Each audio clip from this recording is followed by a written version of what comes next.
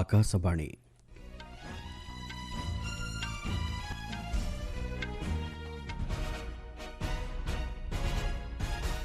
संवाद पढ़ुछंती चंदन घोष। मुख्य संवाद जातीय युव दिवस अवसर में आसंताकाली नुआदिल्ली रे विकसित भारत युव नेतृत्व वार्तालाप रे जोगदेबे प्रधानमंत्री। देश में निशा विरोधी अभियान को सफल करने लगी केंद्र सरकार सहित मिलित प्रचेष्टा करने राज्य सरकार मानक आह्वान देले स्वराष्ट्र मंत्री। सेमिकंडक्टर विकास लगी महाराष्ट्र रे स्थापन कराजिबो इलेक्ट्रोनिक क्लस्टर। भारत श्रीलंका भागीदारीर प्रथम उच्चस्तरीय राउंड टेबुल बैठक कोलंबो रे आयोजित एवं मलेशिया ओपन बैडमिंटन टूर्नामेंट रु बाद पड़े भारतर सात्विक साईराज रांकी रेड्डी और चिराग शेट्टी जोड़ी। प्रधानमंत्री नरेंद्र मोदी नुआदिल्लीर भारत मंडपम ठारे आरंभ होइतिबा विकसित भारत युव नेतृत्व वार्तालाप रे आसंताकाली जोगदेबे। आसंताकाली जातीय युव दिवस रे श्री मोदी देशर 3000 युव नेतृत्वों सह आलोचना करिवे। प्रधानमंत्री आज युव व्यापार और क्रीड़ा राष्ट्रमंत्री रक्षा खड़से द्वारा जातीय युव महोत्सव 2025 एवं विकसित भारत युव नेतृत्व वार्तालाप संपर्क में लिखित एक लेखा को सामाजिक गणमाध्यम शेयर करी कहिसंती देशर विकास यात्रा रे युववर्ग को सामिल करने दिगरे एही सम्मेलनी एक अभिनव पदक्षेप। विकसित भारत स्वप्न को साकार करने लगी युववर्ग मध्य शक्ति नवसृजनता एवं नेतृत्व नेबार प्रतिभा को विकसित करवा दिगरे एही कार्यक्रम सहायक हेबो बोली श्री मोदी उल्लेख करिसंती। ଏହି ବାର୍ତ୍ତାଳାପରେ 10ଟି ପ୍ରମୁଖ ବିଷୟବସ୍ତୁ ଉପରେ ପ୍ରତିଯୋଗୀମାନେ ଲେଖିଥିବା ଶ୍ରେଷ୍ଠ ପ୍ରବନ୍ଧଗୁଡ଼ିକର ସଂକଳନକୁ ମଧ୍ୟ ଶ୍ରୀ ମୋଦି ଉନ୍ମୋଚନ କରିବେ। ଏହି ବିଷୟଗୁଡ଼ିକ ମଧ୍ୟରେ ପ୍ରଯୁକ୍ତି ବିଦ୍ୟା, ମହିଳା ସଶକ୍ତିକରଣ, କୃଷି ଓ କୃଷିଭିତ୍ତିକ ଉତ୍ପାଦନ ବୃଦ୍ଧି ସମ୍ପର୍କିତ ରଚନାଗୁଡ଼ିକ ରହିଛି।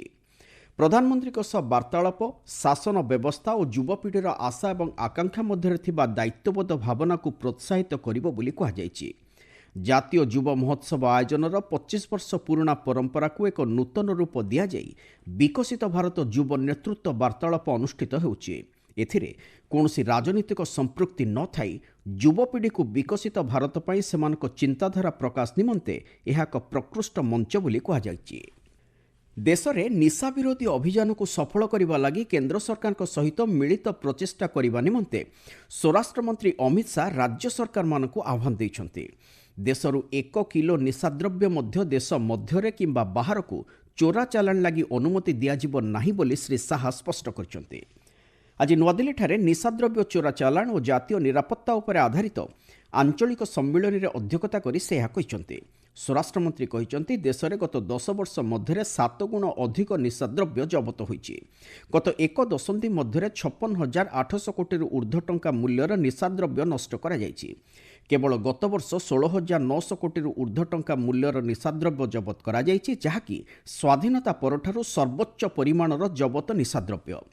निशाद्रव्य नियंत्रण ब्यूरो एनसीपी पक्षर आयोजित इस सम्मेलन में उद्बोधन दे से कहते प्रधानमंत्री नरेंद्र मोदी नेतृत्व में देशव्यापी निशाद्रव्य विरुद्ध में होता संग्राम को इतिमध्य एक नूतन शक्ति मिली। देशव्यापी निशाद्रव्य नियंत्रण ब्यूरो एवं पुलिस पक्षर यह क्षेत्र में अनेक शक्त पदक्षेप ग्रहण करा जायछि, जहाँकि भविष्य में युववर्ग को सशक्त करने सहित एक निशामुक्त समाज गठन दिगरे सहायक हेबो बोली स्वराष्ट्रमंत्री कहते। उत्तर भारतर 8टी राज्य और केन्द्रशासित अंचल में निशाद्रव्य कारबार रोकवा और जातीय निरापत्ता उपर एहार प्रभाव को दूर करने दिगरे गुरुत्व देवा हेउछि एही सम्मेलनर मुख्य उद्देश्य। एही अवसर में श्री शाह निशाद्रव्य चोरा चालाण रोकवा लगी उद्दिष्ट मानस 2 हेल्पलाइन संप्रसारण को उद्घाटन करिसंती। एही सम्मेलन आसंता 25 तारिख पर्यंत अनुष्ठित हेबो। प्रधानमंत्री नरेंद्र मोदी आसंता मासरे हेबाक थिबा कृत्रिम बुद्धिमत्ता शिखर सम्मेलन में जोगदेवा लगी फ्रांस गस्त करिवे। फ्रांस राष्ट्रपति इमानुएल माक्रन राष्ट्रदूत सम्मेलन में उद्बोधन दे यही सूचना देइछंती। से कहते आगामी एआई शिखर सम्मेलन को विभिन्न दिगरु गुरुत्वपूर्ण मन करा जाउछि। एही सम्मेलन में कृत्रिम बुद्धिमत्तार प्रमुख दिगगुड़िक उपर आलोचना कराजिबो। एही शिखर सम्मेलन में श्री मोदी जोगदेबे बोली फ्रांस राष्ट्रपति निश्चित करछंती। विश्व में कृत्रिम बुद्धिमत्ता संपन्न प्रमुख देशगुड़िक निजर भविष्यत योजना संपर्क में एही सम्मेलन में मतव्यक्त करिपारिबे बोली कुहाଯାଇଛି। आपण माने संवाद शुणुचंती आकाशवाणी। ସେମିକଣ୍ଡକ୍ଟର ଓ ଚିପ୍ର ବିକାଶ ଲାଗି ମହାରାଷ୍ଟ୍ରର ରଞ୍ଜନଗାଓଁଠାରେ ଏକ ଇଲେକ୍ଟ୍ରୋନିକ୍ କ୍ଲଷ୍ଟର ସ୍ଥାପନ କରାଯିବ ବୋଲି ସୂଚନା ଓ ପ୍ରସାରଣ ମନ୍ତ୍ରୀ ଅଶ୍ୱିନୀ ବୈଷ୍ଣବ କହିଛନ୍ତି। ଆଜି ପୁଣେସ୍ଥିତ ରାଷ୍ଟ୍ରାୟତ୍ତ ଉଦ୍ୟୋଗ ସିଡାକ୍ ପରିଦର୍ଶନ କରି ଏହାର ବିଭିନ୍ନ କାର୍ଯ୍ୟର ଅଗ୍ରଗତି ସମ୍ପର୍କରେ ସମୀକ୍ଷା କରିବା ଅବସରରେ ସେ ଏହା କହିଛନ୍ତି। ଶ୍ରୀ ବୈଷ୍ଣବ କହିଛନ୍ତି, ଏଠାରେ ଉତ୍ପାଦନ ହେବାକୁ ଥିବା ସେମିକଣ୍ଡକ୍ଟରଗୁଡ଼ିକ ବିଭିନ୍ନ ଇଲେକ୍ଟ୍ରୋନିକ୍ କମ୍ପାନୀକୁ ଯୋଗାଇ ଦିଆଯିବ। ଏହି ଅବସରରେ କେନ୍ଦ୍ରମନ୍ତ୍ରୀ ସିଡାକ୍ ଏବଂ ନୋଭା ବିକାଶ ବୋର୍ଡ ପକ୍ଷରୁ ବିକଶିତ କରାଯାଇଥିବା ଏକ ନୂତନ ଚିପ୍କୁ ଉନ୍ମୋଚନ କରିଛନ୍ତି। କଲମ୍ବୋସ୍ଥିତ ଭାରତୀୟ ଉଚ୍ଚାୟୁକ୍ତଙ୍କ ପକ୍ଷରୁ ପ୍ରଥମ ଥର ଲାଗି ଭାରତ ଶ୍ରୀଲଙ୍କା ଭାଗିଦାରୀର ଉଚ୍ଚସ୍ତରୀୟ ରାଉଣ୍ଡ ଟେବୁଲ୍ ବୈଠକ ସେଠାରେ ଆୟୋଜିତ ହୋଇଯାଇଛି।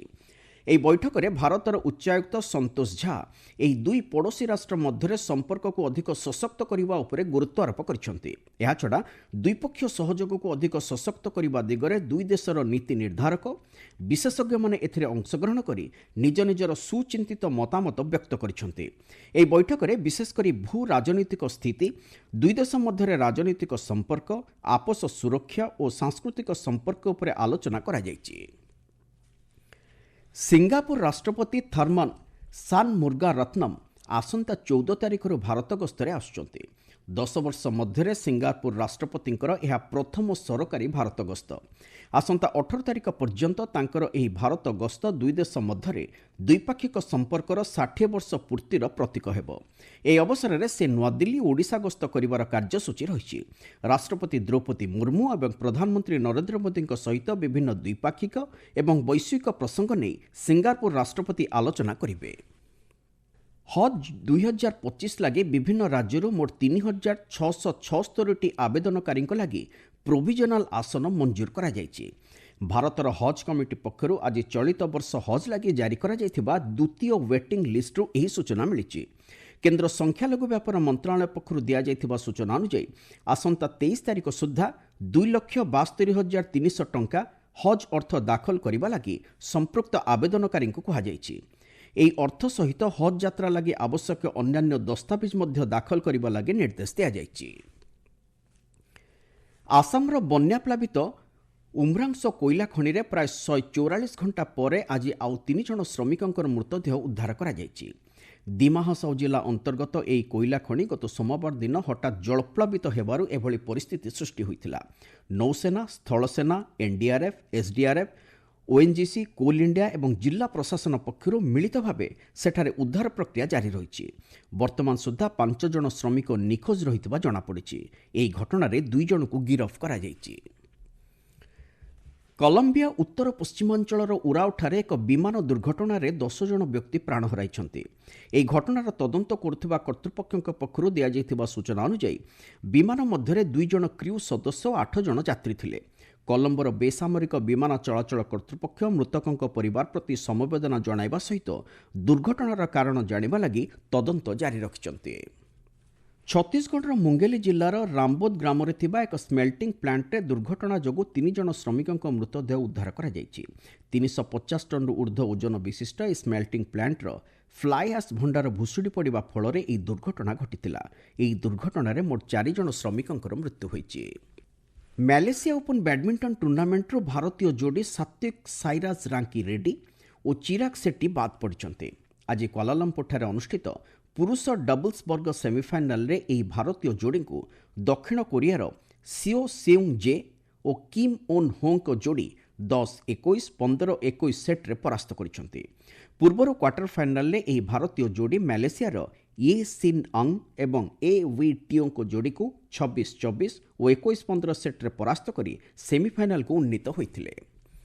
ରାଉରକେଲାର ବିର୍ସାମୁଣ୍ଡା ଆନ୍ତର୍ଜାତିକ ହକି ଷ୍ଟାଡିୟମରେ ଚାଲିଥିବା ହକି ଇଣ୍ଡିଆ ପ୍ରତିଯୋଗିତାରେ ଆଜି ସନ୍ଧ୍ୟା 6ଟାରେ ଆରମ୍ଭ ହୋଇଥିବା ପ୍ରଥମ ମ୍ୟାଚ୍ରେ ସମ୍ବାଦଟି ପ୍ରସ୍ତୁତ ହେବା ସମୟରେ ହାଇଦ୍ରାବାଦ ତୋଫାନ୍ସ ଓ ସୁରମା ହକି କ୍ଲବ ମଧ୍ୟରେ ମୁକାବିଲା ଜାରି ରହିଛି।